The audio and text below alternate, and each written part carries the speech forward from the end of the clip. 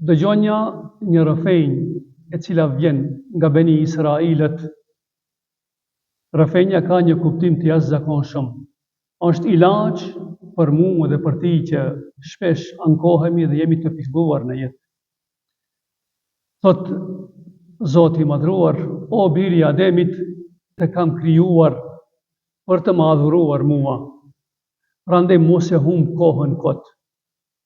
O biri i Ademit, ta kam caktuar rrezikun, prandaj mos u lodh.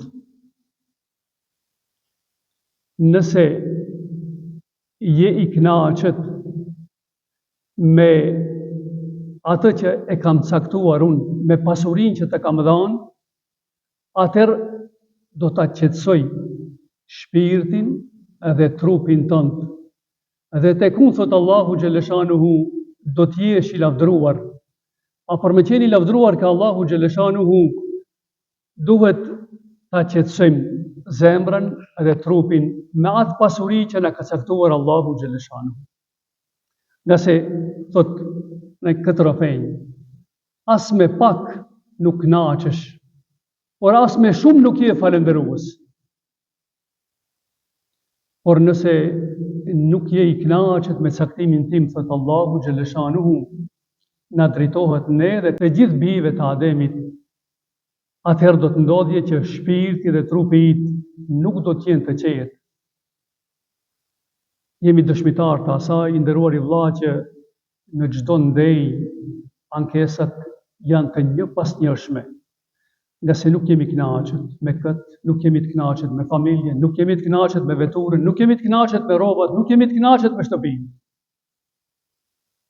Është realitet që e përjetojmë çdo ditë më tepër. E nëse nuk jemi të kënaqur me Allahun xhaleshanuhu, atëherë tek Zoti i madhruar do të jemi të përbuzur dhe të nënçmuar. Nëse baba dhe nana të nënçmon, çfarë jetë mund të ketë një fëmijë? Një jetë shumë të rëndë dhe të pikëlluar. Por nëse të nënçmon Allahu i madhruar, krijuesi jonë, atëherë mos mendo, vëlla i dashur, të kesh një jetë të qetë të lumtur. Mos e mendo gëzimin, nga se krijuesi jot të nënçmon ti me veprën dhe me ndjenjat që i kije. E më në fund përfundon rrëfenja duke thënë: wa izzati wa jalali l'usallitanna alayka ad-dunya. Pasha madhështinë dhe krenarinë time, thot Zoti i madhruar, do të bëj që dunjaja të dominoje mbi ti. Dhe do të bëj si ato kafshët e egra të cilët shëtisin në përmale për të arritur gjahun e tyre, shëtisin e përpiqen e lodhen tepër dhe më në fund nuk fitojnë për vetë se ato që e ka caktuar Allahu xhaleshanuhu.